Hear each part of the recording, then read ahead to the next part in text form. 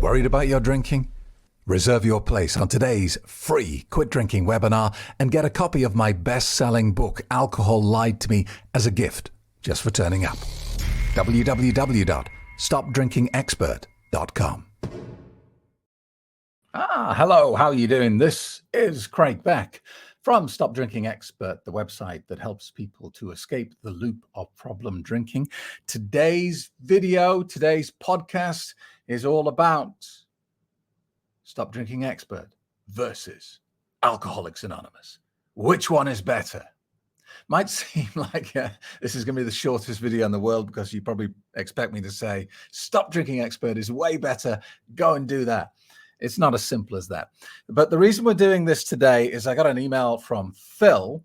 We'll come to that in a minute. First of all, let's have a look at what Phil said. Phil said, what can you offer that AA can't? I've never 12-stepped it. What do you do that's different? So I thought I'd jump in and make Phil a video because it's a great question. So there's a short answer and a long answer. The short answer, which is better, Alcoholics Anonymous or Stop Drinking Expert? The answer is the one that works for you.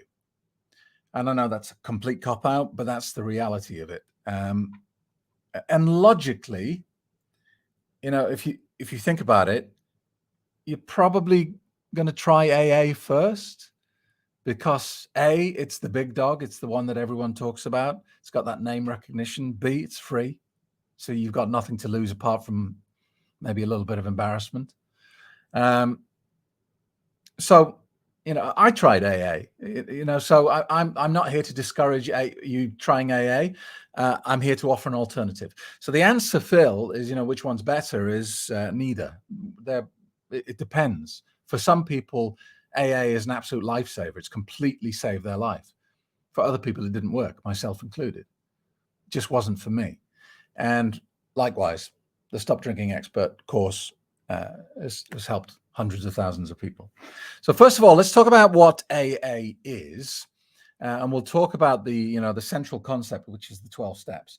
And actually, if you go to rehab, they also use the 12 steps, but they throw in a bit of medication and doctor supervision. So 12 steps is kind of what we've arrived at, and we've said, yeah, that'll do.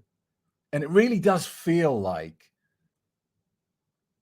that's the limit of what it's achieved. That'll do. It seems like we came up with this 70 years ago and went, so we've got something now. We don't need to bother with anything else. That's how it feels.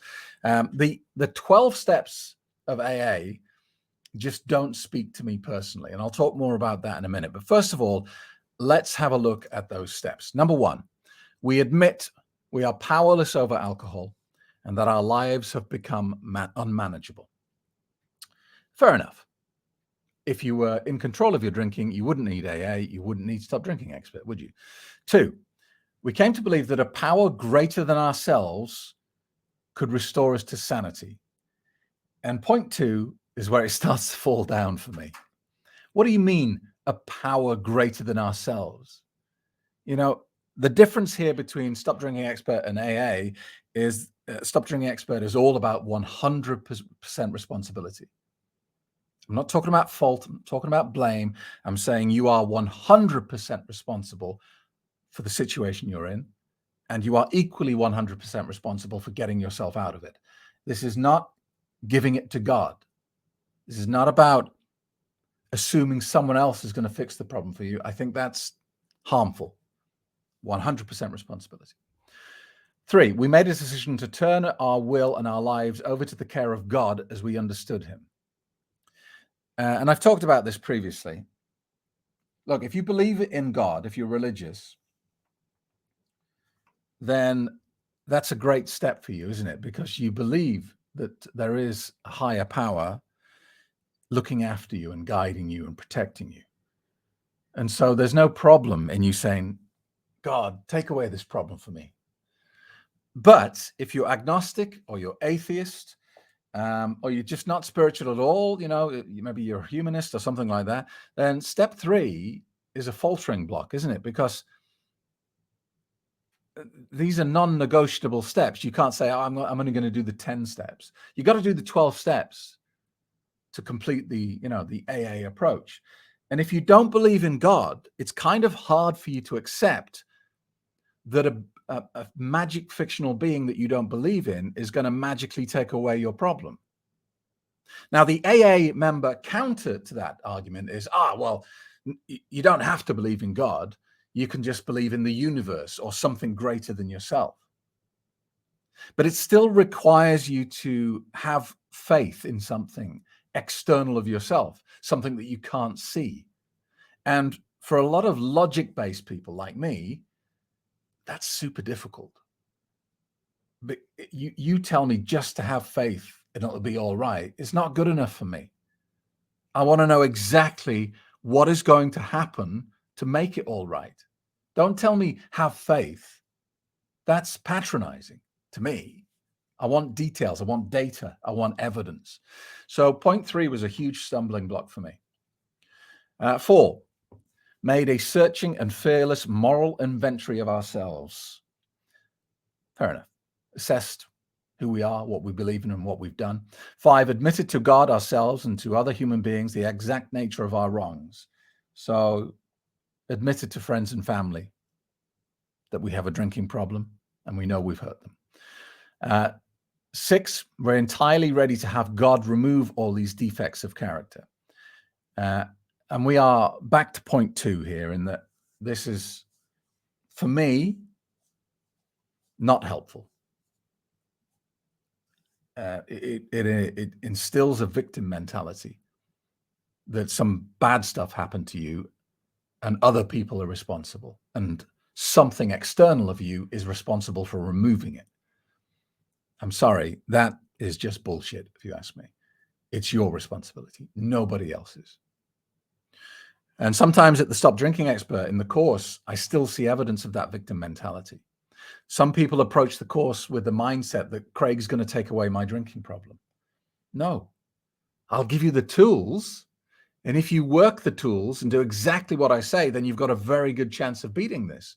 But if you assume that just by signing up to the course and watching a few videos, I'm going to say some magic words and your problem's going to go away, you're living in victim mentality, and you'll stay a drinker as long as you're in victim mode, in my experience of dealing with this. 6, we're entirely ready to have God remove all these defects of character. Yeah, same point. 7, we humbly ask him to remove our shortcomings. Same point. I mean, it really could be the 6 steps, couldn't it? Because they're really just reiterating the same thing over and over again, that you've got a problem, you're too weak to deal with it yourself, and God is going to do it for you. I mean, how on earth this has been the standard for the last 70 years is just mind-blowing to me. But anyway, a lot of people believe in it. We've made a list of all the people we've harmed, and we are willing to make amends to them all. Fair enough. 9, made direct amends to such people wherever possible, except when to do so would injure them or others. 10, continue to take a personal inventory, and when we wrong, promptly admitted it. 11, sought through prayer and meditation to improve our conscious contact with God as we understood him, praying only for knowledge of his will for us and to carry that out. 12, having had a spiritual awakening as the result of these steps, we carried this message to alcoholics and practiced these principles in all our affairs. The 12 steps and the 12 traditions by Alcoholics Anonymous. And I don't know who you are. I don't know what your the way you frame this problem. I don't know if you believe in God or not. And my whole approach to quitting drinking has never been to say, I know better than doctors, or I know better than AA. My whole approach to quitting drinking is what worked for me. I spent 10 years failing to stop drinking, and then I worked it out. I had a eureka moment. And the Stop Drinking Expert course is me sharing that eureka moment with you and saying, look, I tried all this other stuff. It just didn't speak to me, didn't work. And then I did this and this and this and this, and something beautiful happened. So that's what the course is about. You know, people get angry at me sometimes and say, you shouldn't criticize AA. And they say things quite rightly, like your course should be good enough to stand on its own without you criticizing other approaches. And they're right. The problem I have is not with AA because, like I said right at the start, millions of people have been helped by AA. There would be millions of people who died much sooner than they ended up doing so because of these well-meaning, good-intentioned people who meet in community centers and in church halls. So I have nothing but respect for AA and the process. The problem I have is that it is the default. It is what it is the go-to for alcohol problems. And for most people, it doesn't work. You can Google this for yourself. The success rate of AA is about 8%. So it has a 92% failure rate. And that's fine. That's fine, by the way, because that 8% is heavily skewed. The actual success rate is probably a bit higher than that because a lot of people go to AA not because they want to, but because a judge told them to go to AA, or because their husband or their wife said, go to AA or I'm leaving you. They had no intention of quitting drinking. They go to AA to make some other problem go away. So let's say it's a few points higher. I mean, let's even double it. My problem here is you wouldn't accept that level of success from any other medical intervention. I talk about this in the course.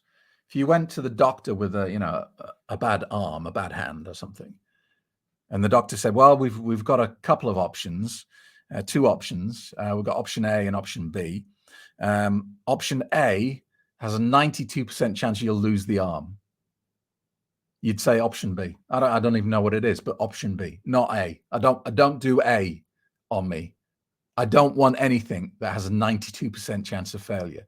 And yet with AA, you go to your doctor and say, I'm worried about my drinking. What does he say? You speak to your best friend and confess, I think I'm an alcoholic. What did they say? You spend 40 grand a month and go to rehab. What do? They put you through the 12 steps. Those same 12 steps that actually could be condensed into 6 because they all say the same thing. You're broken. You always will be. You're too weak to fix your problem. It's not your fault. God will take away your problems. Now, when I first went to AA, and it took me a long time to go, I was, so many times I thought about doing it. Sometimes I even got in the car, started the engine and started to drive and then turned around and came back. When I finally managed to go to AA, I remember it was in a church hall, in a Catholic church hall next to the church. I walked in, there were about a dozen people sat around a table. They all kind of nodded at me and said hello, and I took my seat.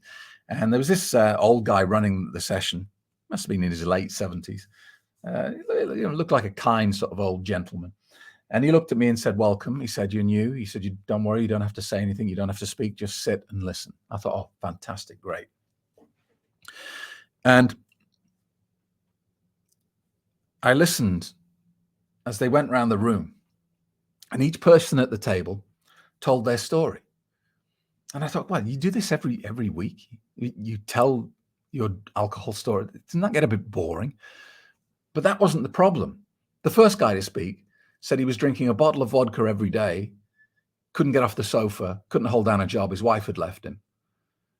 The second woman said she'd been given 6 months to live. Her liver was completely shot, but she was still drinking.